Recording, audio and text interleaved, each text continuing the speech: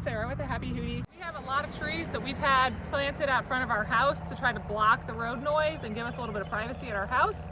But we've had no rain and about 100 degrees for about 2 months.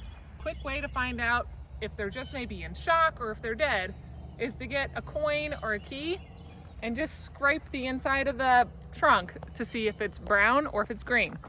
So I'm gonna reach in here, we're gonna look and see the inside of the trunk here, and just a little bit so you don't damage the tree.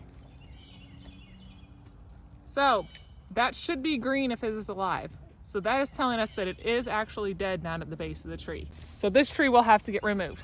So let's come down here to this one. He's got a little bit of problems coming on.